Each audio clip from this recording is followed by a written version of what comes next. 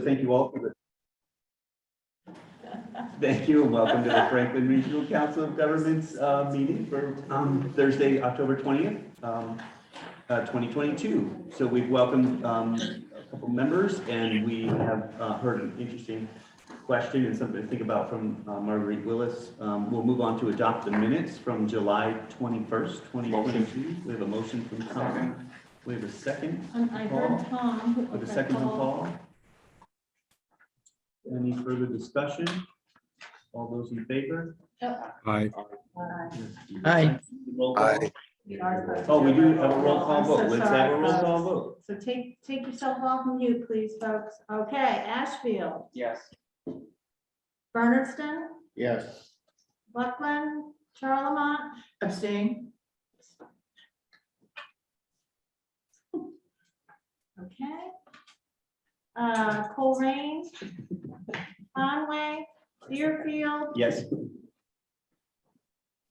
Irving, Yes. Gill, Yes.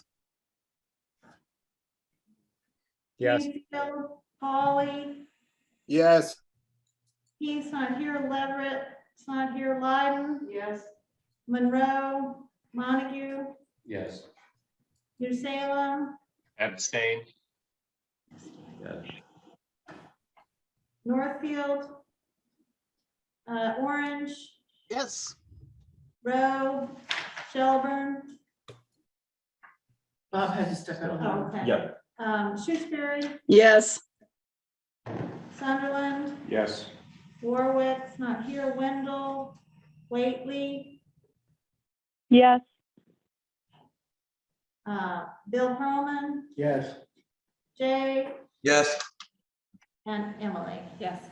Okay, that passes with 2 abstentions. Okay. So council update, FY23 council meeting dates. So mark your calendars. The next council meeting will be on January 26th, 2023. When we'll vote on the budget proposal. Although we typically meet on third Thursdays, we'll meet later in January to accommodate those who wish to attend the MMA conference annual meeting in Boston. I hope to see many of you there. So it'd be nice to get back there and be back in person again and see people up there. The final meeting for FY23 is April 23rd, which may be an in-person meeting if the legislature does not again push back the open meeting law requirements yet again. So it really depends on how that. 23rd. It's listed as the 23rd of April. Is that a Saturday? Sunday. It's a Sunday. Of course. So we expect you to be in Sundays now. The If you third, hadn't noticed, we're getting a little rough around here. the So third third Thursday. Thursday of April, you said, so that'd be the 21st. You all. So let's see, Finance Committee vacancy. We still have a vacancy on the Finance Committee. It's a really vital committee to for the FERCog. So if anybody wishes to step up, or we're going to pull a name from a hat pretty soon. So who's not here? Yeah, who's not here? So please, if somebody can help fill that vital role, that would be great. And my last update is our esteemed council member, Bill Perlman, is retiring. So after more than 30 years and more than a dozen roles with the FERCog, Bill will be retiring from his dedicated service at the end of December. This is Bill's last council meeting, and we will celebrate and acknowledge Bill's service at the end of the meeting. So it'll be a special time. So I'll roll right into executive committee update from Bill. The executive committee has been involved with a road action for the town of Orange. We are discontinuing a county road layouts of Holtscher Road that runs along Lake Mattawa. There are several different sections of this, and we are discontinuing all of them, and the road will be accepted by the town, and it will become a town road. So there really is, the change will be transparent as far as anybody else is concerned. We talked about and agreed to take a more active role in legislative advocacy. There's a lot that goes on in Boston and that affects us either directly or indirectly. And we felt that we should have more updates from that and to make sure that we express opinions on those pieces of legislation that will affect us out here. As you know, that out here is not always recognized by the folks in Boston. We have an after action review by Ardent Decisions Group, and we're looking over that and as it plays into our projects now of restructuring, and that also includes new people and succession planning. Lastly, we convened as the Economic Development District Governing Board. And we voted on new SEDS committee members and alternate appointments. This is a role that the executive committee has taken over the last year or so. And that's it. Thank you so much. May I? Yes, please. Yeah, so just, Bill, as you were making note of the executive career committee focusing more on legislative advocacy, Yeah, I wanted you to know that the STAM, the Small Town Administrators of Massachusetts organization, has also just kind of organized a committee that's focused on legislative advocacy. great. And good. so, I'm glad to hear there's that. a number of Franklin County people who are pretty, have their feet in that pool. Yeah, And so we'd be Collaborate. happy to liaison and, Yeah. until there's like more official channels, certainly feel free to let me know if there's some activity with that committee where we can just sort of connect and discuss priorities yeah, together. it's an excellent idea. We certainly were aware of large pieces of legislation that affected us, but there's small things that sneak in that often go unnoticed, and we want to try to pay some more attention to that. We know we don't have votes and we don't have money out here, but we still think that either they should start recognizing us or stop advertising our maple syrup. Tom, or, oh, I'm sorry, yeah. Respectfully, I'd like to offer a contrarian review, or comment on this.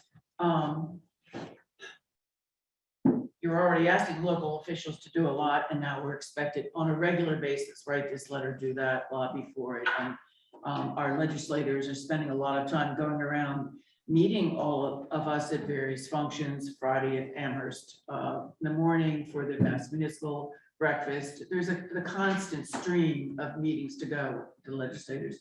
I would suggest that the Adam Hines and Representative Blaze report on sustainability of funding rural schools is more than proper documentation for a lawsuit against the Commonwealth on how they fund schools. That's what precipitated the 90s ed reform. It was the consolidation of two lawsuits, one from 1978 under Governor Dukakis and one in the early 90s, McDuffie. And that's what brought about ed reform. I know how much time I personally spent trying to lobby, but we're also trying to do our jobs, whatever they may be.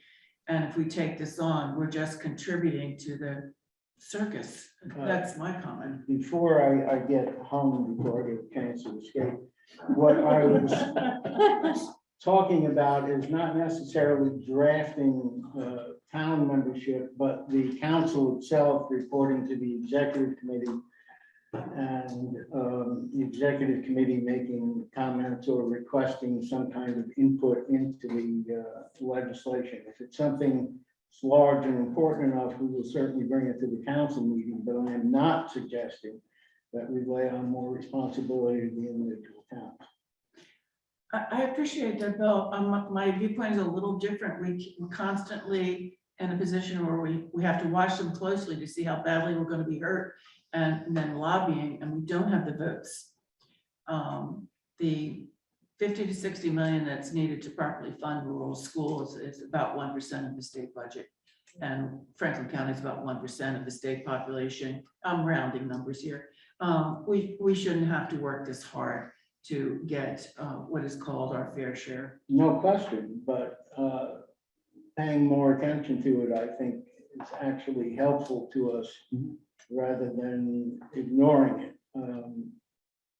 We are capable of leveraging some pressure on them, and we can't know what they're doing to us if we don't find out before the bill passes. Ellen's got her hand up. Yeah, I just have a point of order. Please, whoever is there, identify yourself before you speak. We cannot read your little cards and we have no idea who's speaking. Thank you for that message and reminder. Tom Feidenkevitz. Tom Feidenkevitz, I personally, Bill, believe that our voice should be heard in as many ways as possible. My only question is who determines that it's a group that the executive council is representing and not a personal position? And how is that? And if there's advocacy for the council, how does that come and how is it reported back to the council as a whole? Well, we have to have some trust and some faith that people appointed to the executive committee are acting the region as a whole. And the report of the executive committee back to the council at our meetings is one of the ways of reporting back as to what we have done. And what letters may have been written. Some of these things happen quickly. We can't wait 3 months or 2.5 months to respond. And I think that our staff certainly have a pretty good idea of what will affect us positively or negatively. And I'm not saying that we're going to go en masse and sit in at the State House.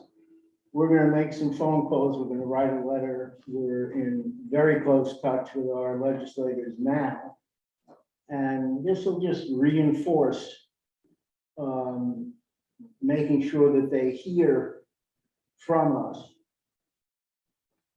Thank you. So we'll maybe, It's not a lot See different where than the what we're already doing. right, and maybe we can see an update Yeah. next meeting to see how things are moving along and see how you can liaisons. Steve Ellis. Yeah, Steve Ellis, Montague. So I would just say this is a great topic for like, let's put it on the agenda. Yeah. And have a conversation about how Yeah. we determine what the bumper rails are there, because Sounds we good. don't always have the same interest. Yeah. We often do, so. Often, yeah, Thanks. for sure. Thank you. So moving on to our executive director update. Linda, Hi, welcome. everyone. Sorry, I'm upstairs. I have COVID. No. I snuck in the back so I could get into my office and run the PowerPoints later. Thank you, dedication.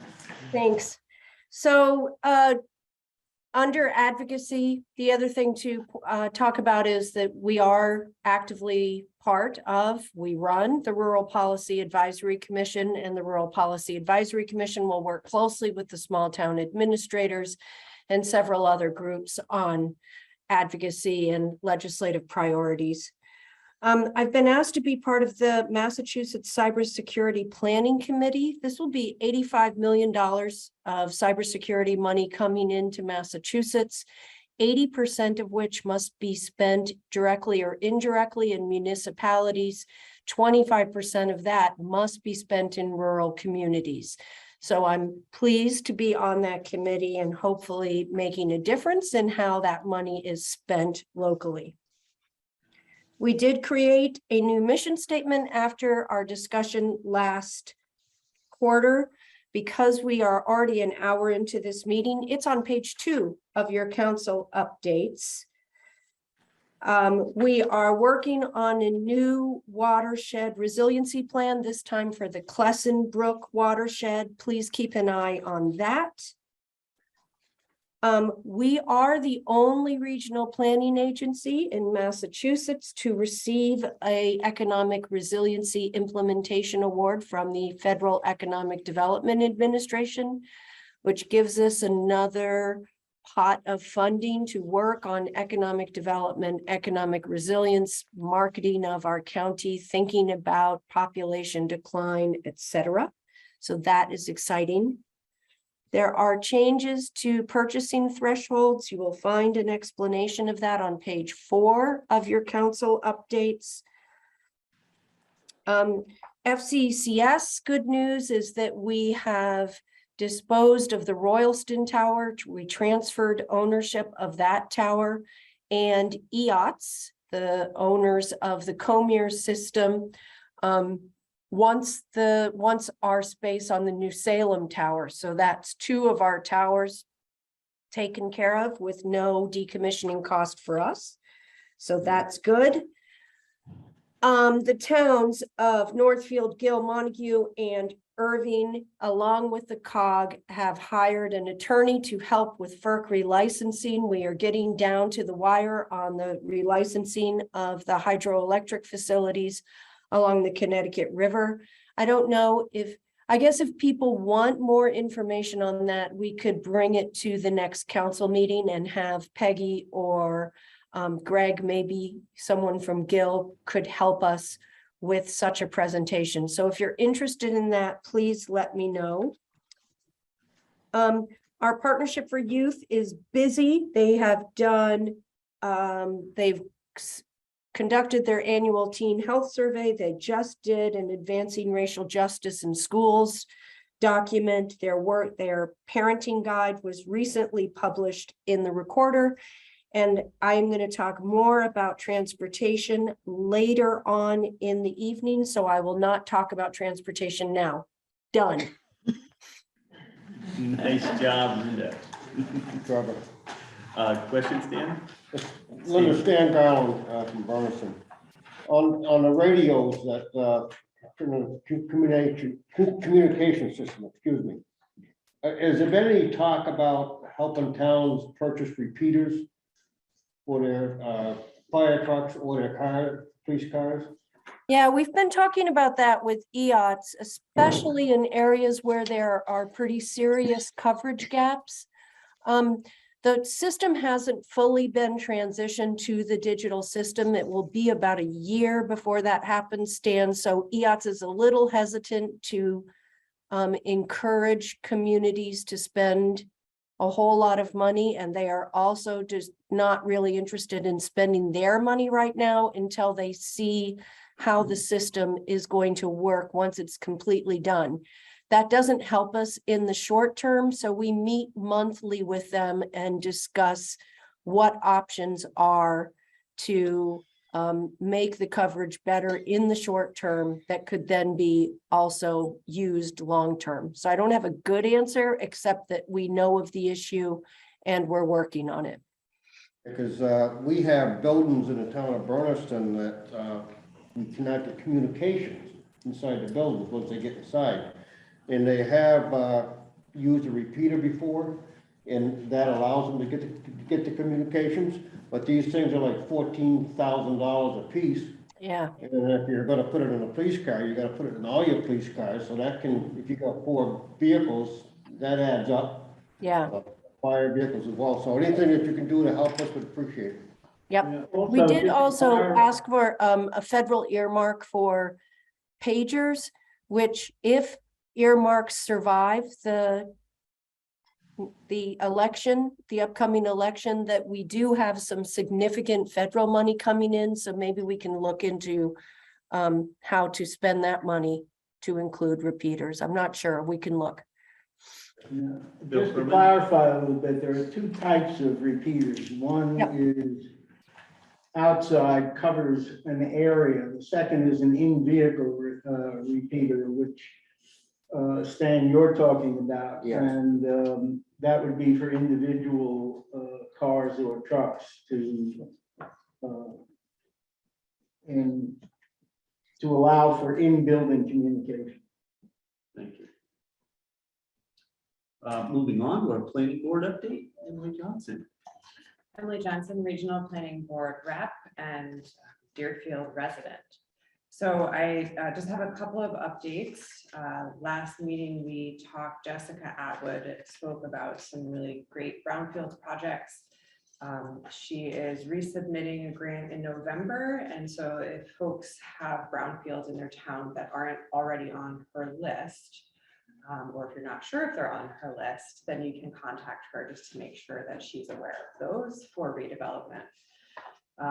There is also a series of citizen planner training collaborative workshops between now and January. It's 10 workshops. CPTC is the acronym. If you Google search masscptc.org, you should find those workshops. It's a variety of things: creating master plans, special permits and variances, zoning with overlay districts. So if you're interested, I have a couple of the flyers here, and we can provide more information for that. Our next meeting is November 3rd. Some of the larger topics we'll be talking about is a solid waste management update and discussion of the Corinthia County Outdoor Recreation Plan and age and dementia friendly transportation. Thank you very much. Finance committee update, fiscal review report.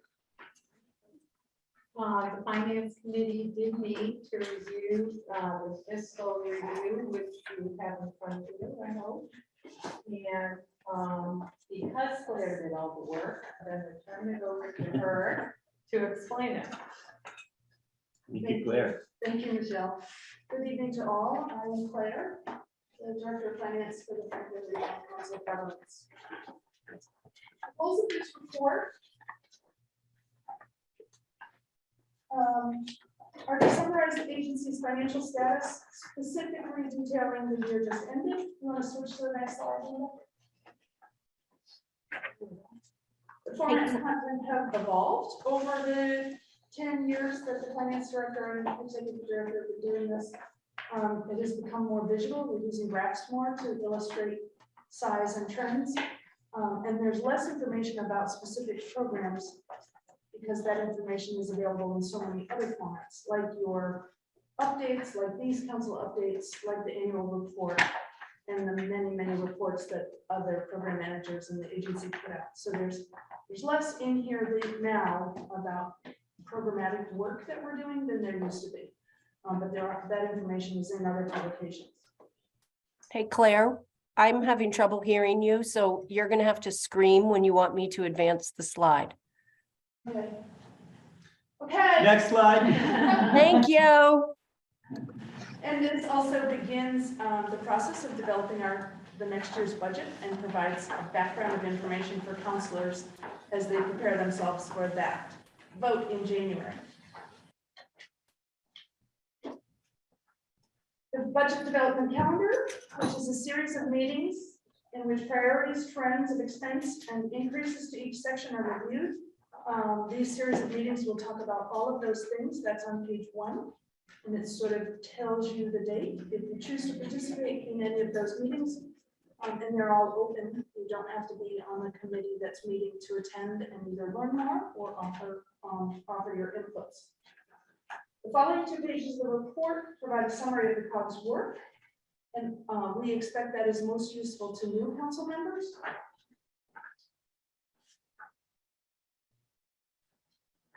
Then on page 4, we get into the numbers.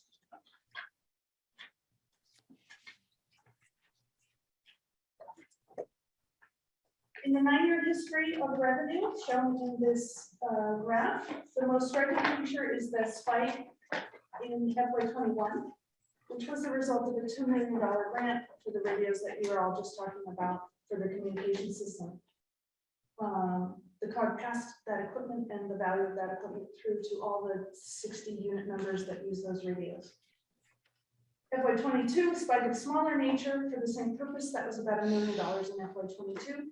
So we expect this is part of a downward ramp back to normal, where the COG will have between $8 and $9 million a year in revenue. The orange line that runs sideways across the vertical bars defines the council budget, that portion of our work which is under your council review. This encompasses the fee-for-service programs like accounting, collective purchasing, and cooperative inspections, and of course, all of our administrative functions as well. Next. Next slide. There you go. This graphic is from page 5 of your report. It's a blow up of the lowest section of the last chart that we looked at, total revenues. The original assessment is the amount that we ask each town and one city to pay annually to support our work. We expect to be able to hold FY '24 assessments very steady again, with a 0 to 1% increase anticipated. We expect to be internally focused for the rest of FY '23 and FY '24 to organize ourselves for future years and to build on our strengths. At this point, Linda, do you want to jump in there? Yeah, I think we've talked about this at several council meetings. We're in the midst of a succession planning effort, which is a multi-year and multi-phase effort to prepare for the departure of long-time upper management positions and long-time middle management in all areas of the council. We expect retirements and departures to begin in the next year and to continue on in a regular interval because we're all about the same age. So we've formed a reorganization advisory committee to look at how the COG could be structured better to prepare for our future. We're envisioning the creation of 2 deputy director positions, so a 3-member upper management team instead of a 5-member team, which is what we currently have, but we'll still need some high-level department oversight. And we're working to make this change so that there is no increase in the overall admin budget, but it could take some time to do that. And we also see the need to build money in for an overlap between outgoing long-term staff and incoming new staff. So we likely will work with the finance department, and we'll be asking the finance committee to consider use of some of the undesignated fund balance that we've been carefully stewarding away for the last 25 years to really help us through this succession process. So we'll work on that and report back more in January. Thank you. Any questions? I do forget to look up. I'm a nervous speaker, so Okay. just interrupt me if somebody's got a hand up or there's a question in the room. Yep. The next chart I'd like to talk about is the excluded pie on page 6. This describes the categories of our fund balance and retained earnings without the OPEB trust. Our general fund balance is about 1.5 million, and that's the purple slice on the left, which it gets exploded out to show you the categories on the right, undesignated being the largest, capital reserve the second largest, and then the salary and recruitment reserve. This is comparable to your town's free cash and stabilization. If you wanted to dig further into these numbers, for example, to understand what's in the municipal fee for services balance, those numbers are on page 28. Next slide, Linda. Now we switch from summary consideration of the full financial picture of the COG to considering the sections you see in pages 7 through 12. And we switch to talking about expense budgets and expense reporting. So far, we've been talking about revenues and fund balances. All the administrative expenses of our organization are brought together in the general fund, summarized on page 7. FY '23 budget appears to be well situated in comparison to our FY '22 actual spending experience. This budget funds 8.5 full-time equivalency of employees with all their related expenses, All of the benefits, goes to time off and insurances for all staff of the COG. Supplies, information technology, office space, rent, staff training, all our agency insurances like general liability and workers' comp, our legal counsel, and many more smaller categories of administrative expense. The executive committee is also funded here. Expenses related to retirees from both the FERCog and the former county are also here. Any detailed questions? Because this is, it's actually sections of the budget that are on pages 8 through 12. I'm happy to take your questions on those charts.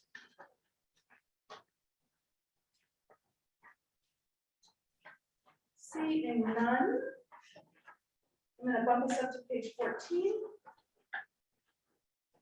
where we begin a review of the municipal fee-for-service programs. Collective purchasing is up first. This is a popular resource with reach and reputation well beyond Franklin County.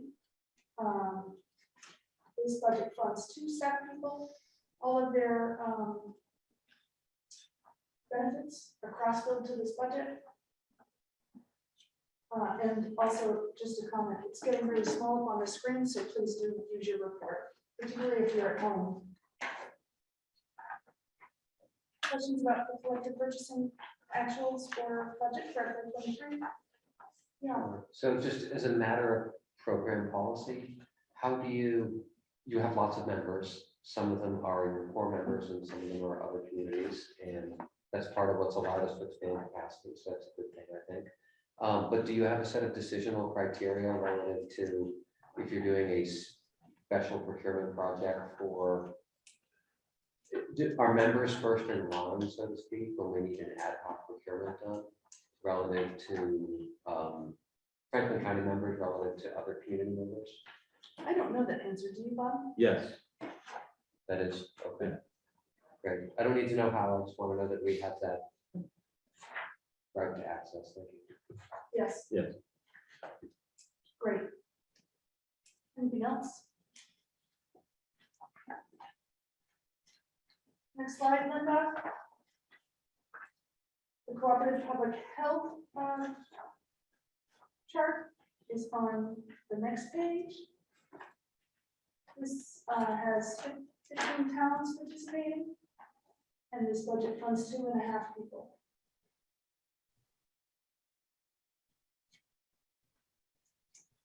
Seeing no questions, we move on to town accounting, which is 12 towns in 2 counties. It's really 11 in Franklin and 1 in Hampshire, to be specific. Equivalency of 4.3 full-time people, full-time equivalents, is actually 7 people with various schedules that provide services to these 12 towns.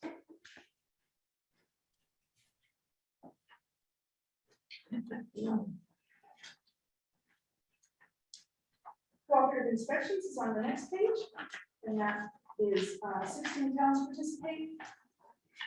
The program funds 8 people, 6 fully in the program, and then some managerial and finance support from 2 others.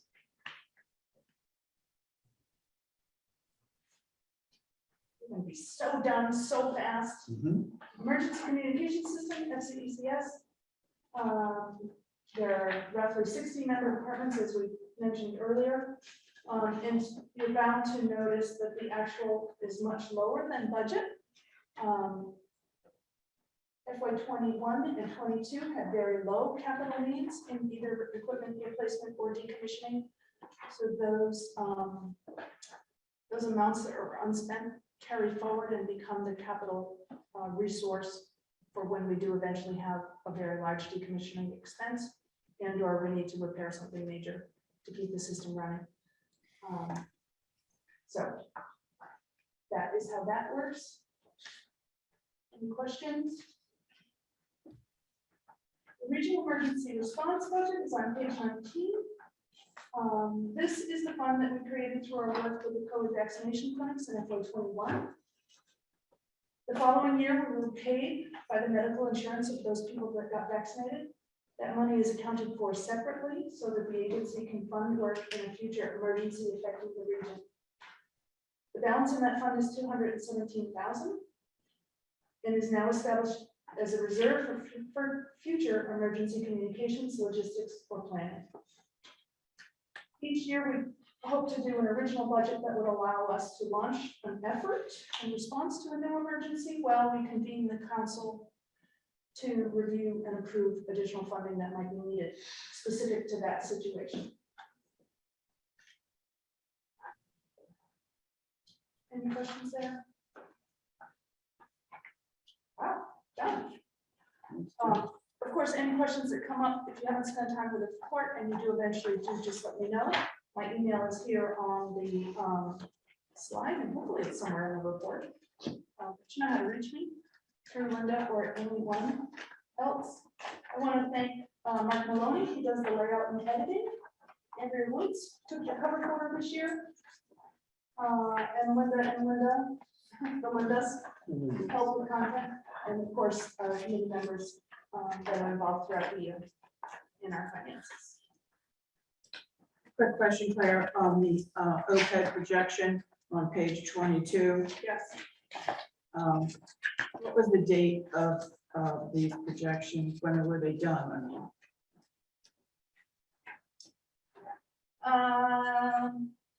Fund balance is based on our June 30 ending.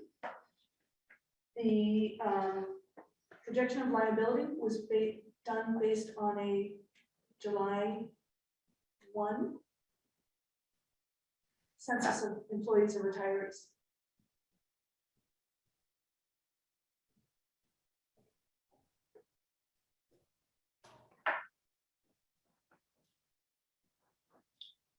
Any other questions?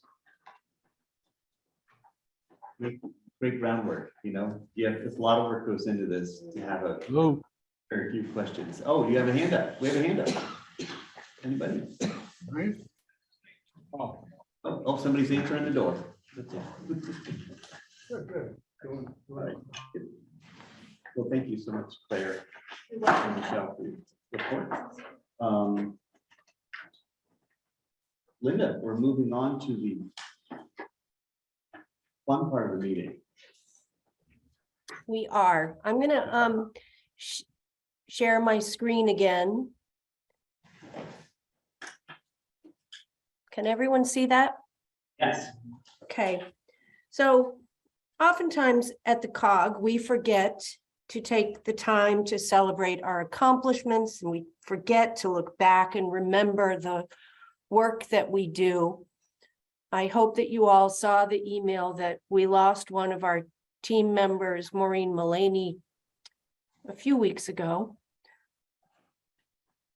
And her death is a really terrible reason to look back, and yet it's also a really fitting reason. Maureen worked as the transportation program manager since 1993. I will get through this 1 second. And so I wanted you to just remember all the work that we do and all the work that the COG team that Maureen is a part of and will always be a part of has done. So, except that my slide is not moving. Hold on. That's because it needed my time to calm down. So let me start with roads and bridges. So, anybody know, where is this? Oh, yeah. Outside. Yes, it's outside. This is the Greenfield Community College roundabout. This was the first roundabout in Massachusetts. It was the first roundabout in Franklin County, and it came about because Maureen and I hired a guy from Scotland, and he really liked roundabouts, and he brought roundabouts to Massachusetts. So whether you love them or hate them, you can blame Keith Wilson, Maureen Mullaney, and Linda Dunleavy for roundabouts. Love them. This is the Rotary. The Rotary was actually for a very long time our most dangerous intersection in Franklin County, but we worked with MassDOT to really change the lane markings so that the Rotary acts more like a roundabout, and it is no longer the most dangerous intersection in Franklin County. This is the Gil Montague Bridge, a major rehab project. Remember when we had netting to keep debris from falling on boaters and pedestrians? This was a $25 million project that we spent years gathering the funding for. Here's Route 2 before the realignment. Here's Route 2 after the realignment. This is a rendering of what is happening at the French King Bridge now with suicide barriers being put up. This was a big project of Maureen's to get MassDOT to do this project, work closely with the towns of Gill and Irving on this. Tom Feidenkevitz, where's this? 116, right the path where someone died, unfortunately. Exactly, because sometimes small improvements can make a big difference. This was simply a road treatment signage and a speed monitor that has significantly increased safety in this active pedestrian area. Yes, it did. This is the intersection of Coleraine Shelburne Road and Route 2, where we reduced the vertical alignment, the hill, and the horizontal alignment to make the sight distance for travelers safer and more extensive. This is where, West County people? Mohawk Trail. Yeah. Going up the mountain. This is going up the mountain. There was not enough roadway to add a full second travel lane, but we were able to widen the shoulder going up the mountain so slow moving trucks can use it, resulting in faster vehicles being able to stay in their travel lane, greatly increasing safety in an area where we didn't have much option. And this is 116 in Sunderland, 116 and 47. This was a major intersection project to get rid of some slip lanes that were causing a lot of accidents, but also we worked hard to maintain the gardens that make this intersection so pretty. Interestingly, we've been at the COG long enough that now this intersection is being reconsidered again, and it may become a roundabout. And we're currently working with town officials to see if that is the best treatment for this intersection. We also do a lot with buses and rails. We've recognized for a long time that Franklin County had a better public transit system when we had electric trolleys than it does now. And we've been always searching for how we can improve public transportation.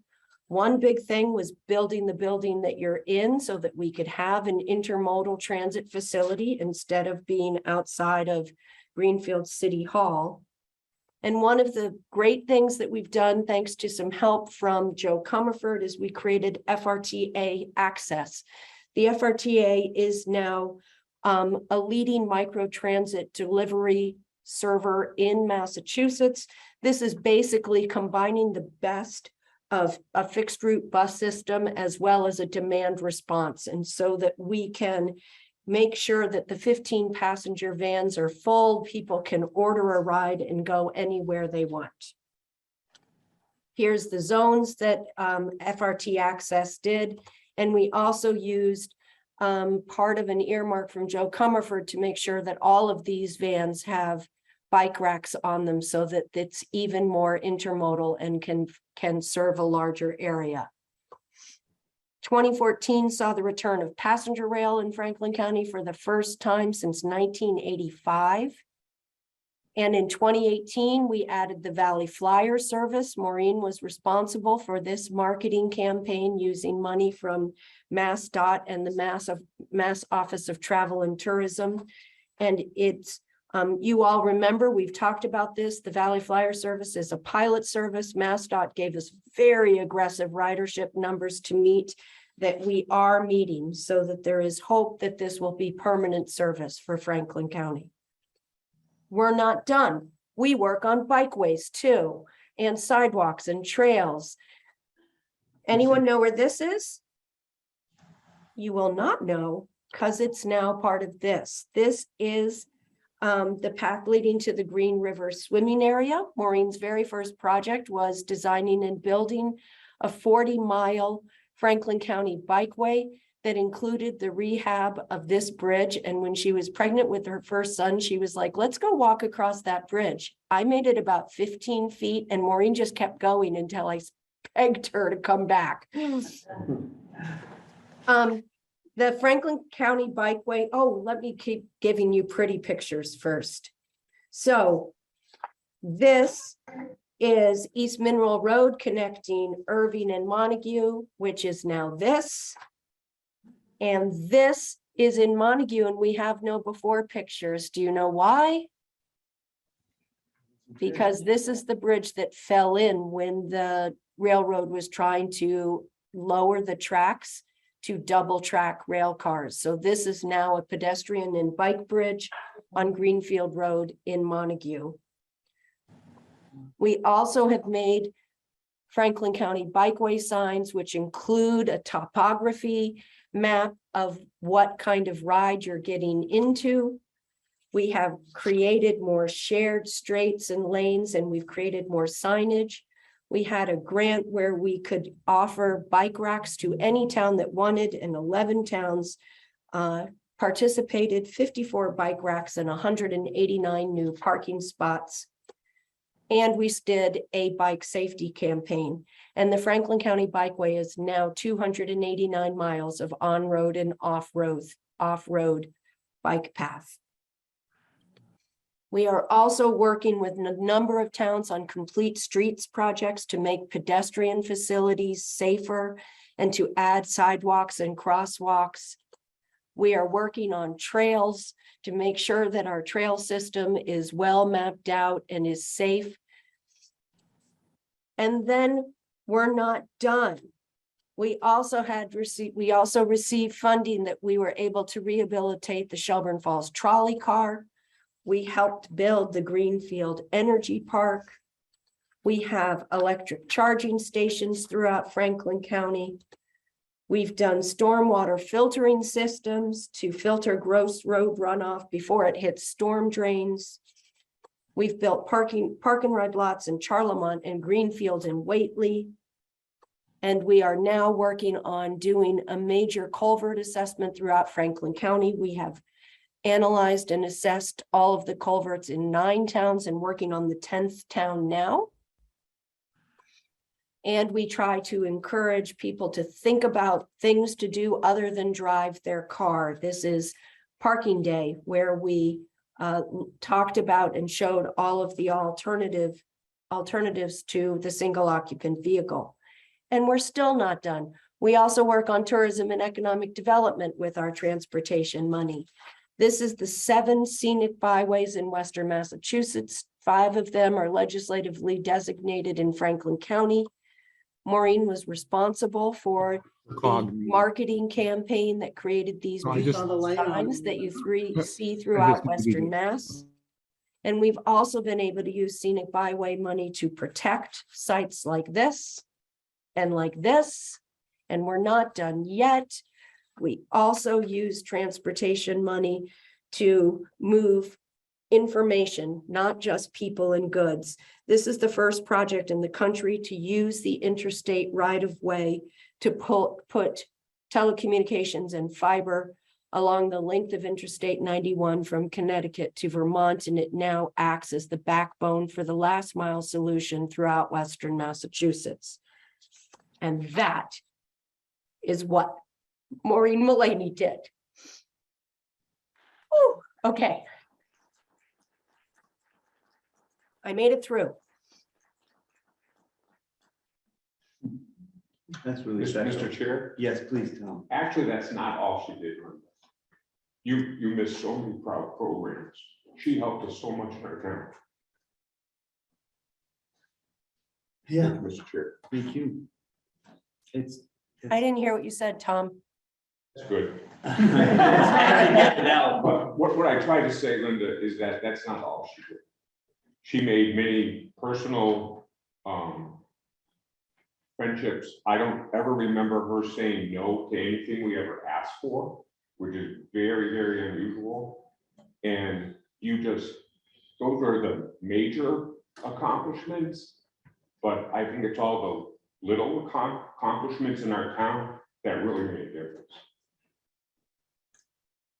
I think this is, this is really special. This night that we're thinking about Maureen and we're celebrating Bill's, soon to retire. And you know, coming from a place, coming from my seat, I didn't know Maureen.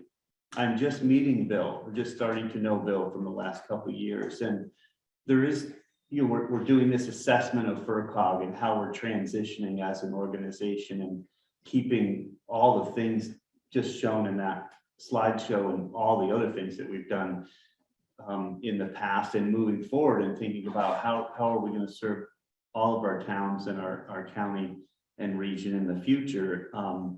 It's pretty special to be kind of where I am with not knowing her. I just felt like I got to know a small portion of Maureen, and I didn't get a chance to spend time with her and do projects with her because I'm new to all of this. And there's other members that are joining that haven't had that pleasure too, but we learn from Bill and from Maureen and Linda and all the others that that have made this their life calling of public service and bringing these projects to make differences in people's lives that have no idea what FERCog is in this county. They've never heard of it, or don't know anything about it, but they know their lives are better. They use things that we do or that we make impacts on. They use it every day, and they just, sometimes they don't have a clue, but those that do know the really important work we do in those. And I think your comment earlier, Marguerite, of, you know, just a comment of listening to the younger generation coming in, and also the younger generation listening to people who have been here for 30 years and what they have learned and what they can instill in us to carry forward. So I think it's kind of a special time that we're in right now. Anybody else want to say a few words? Linda, do you want to have a few words about Bill's retirement? Yep, I'm gonna share my screen again. Hold on.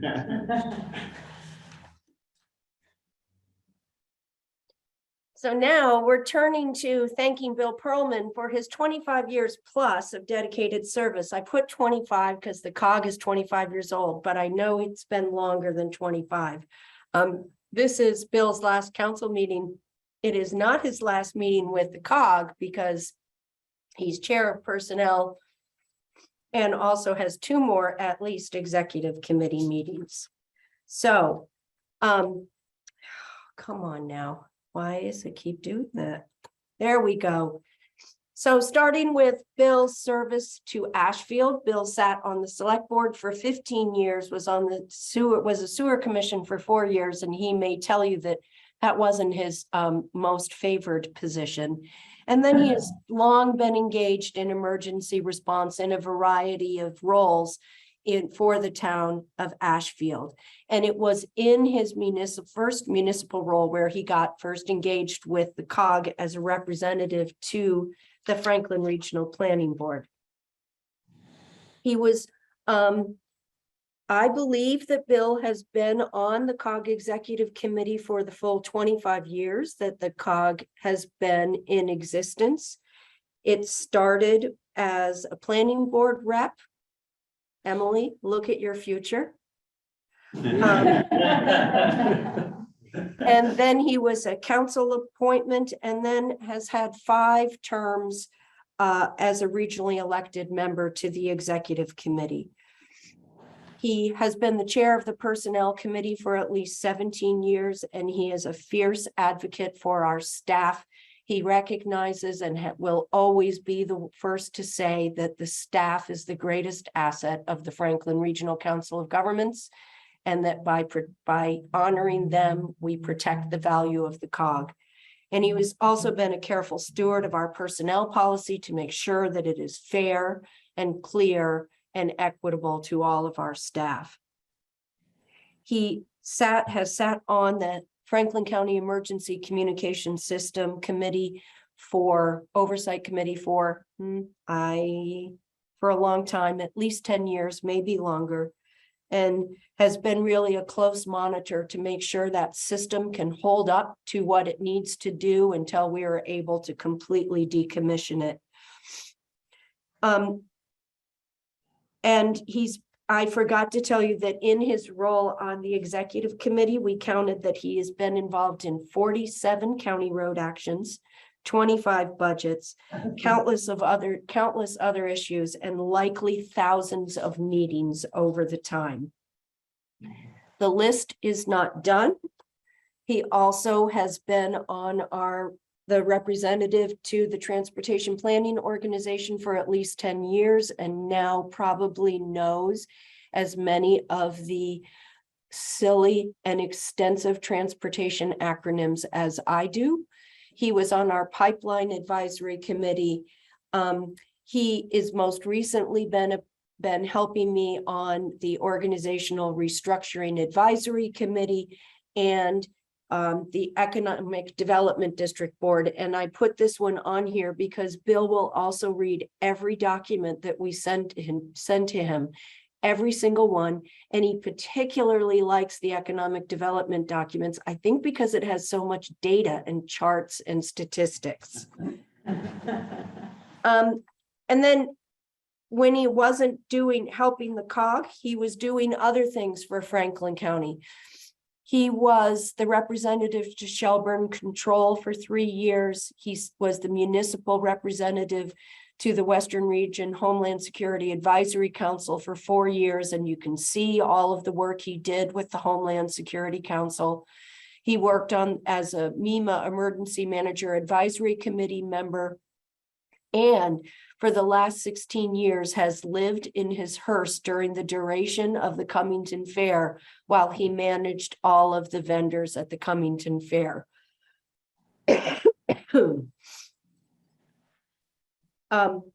And Bill, the plan is to give you a doorknob. Oops. Sorry.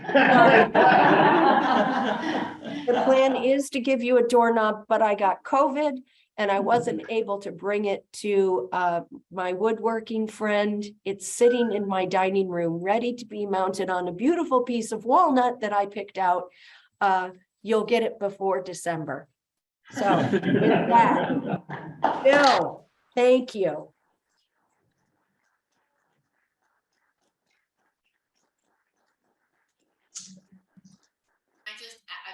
The new people know that the reason why Linda's offering Bill a doorknob is that when we left the courthouse and the courthouse was renovated, all the doorknobs on there say County of Franklin on them. And so we took a number of them with us, and all of them. I'm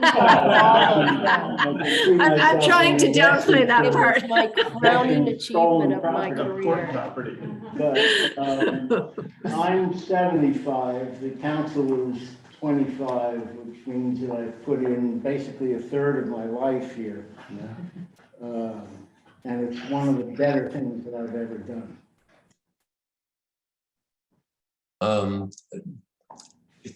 Before, Bill, you sum it all up, I have a couple of words I'd like to share with you. If that's all right. I mean, it's certainly, Bill, I think it's better to be given a doorknob than shown the door. I've been so pleased to spend so many years with you.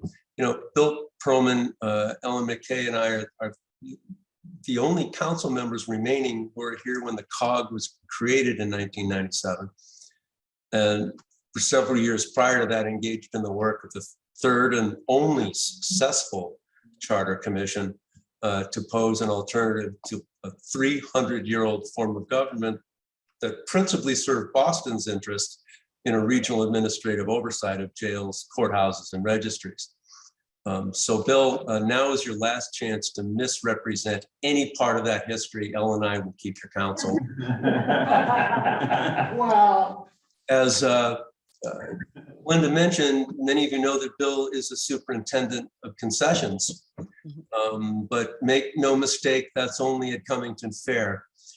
He's not the guy to see about concessions from what's important, the fundamental right to organize, to be heard, whether it's for civil rights, environmental protection, small town government needs, or the cohesive expression of the concern of the 72,000 citizens in the 725 square mile community of Franklin County that we share. As Linda has summarized, Bill's has never been a spare plate for our greater community. unfortunately with my sling and with my arm in a sling for a while. Yet not even a subpoena would be able to get me into my deep files from the years we shared. We do have some remaining executive committee meetings ahead to share more particular recollections, though, some of our conversations, and everybody around this table has had those conversations in the parking lot after meetings that you remember for years. We've got a few of those, I imagine. But briefly, I can tell you now that working with Bill over 25 years ago to create the COG, and for the last 6 as the other regionally elected executive committee member, there's no one more challenging to work with. I mean that in the best possible way. With Bill, you engage with a guy who does his homework, who knows his stuff, is as sure of his ethics as anyone, speaks from fact, which is so important, and brings the force of his unique experience, unlimited curiosity, and knowledge of how the made world works through a lens of creative humor and an abiding care for our mission. The challenge really is to keep up. I've so valued your leadership and friendship, Bill. We've greatly benefited from your work with so many elements of the Council of Governments and among so many communities of interest in Franklin County. We all recognize that we've been served by a colleague who reflects upon the admission of the great philosopher, Professor Irwin Corey. If we don't change direction soon, we'll end up where we're going. Thank you, Bill. Thank you, Bill, for always keeping your eyes on the prize. It's been an honor to work with everybody. There's a lot of people that I will never forget. I will have memories of, and some of them even fairly pleasant. And whether we've agreed or not, what we have in common is a desire to see our region prosper and the people in it prosper. We suggest different paths occasionally, but we are all headed in the same direction. And again, working with the staff, and I need to constantly remind everybody that that's how and why we are where we are, and that's how we grew from the beginning to an amazing organization now. That it's been a pleasure and an honor to work with everybody here. I'm gonna miss it.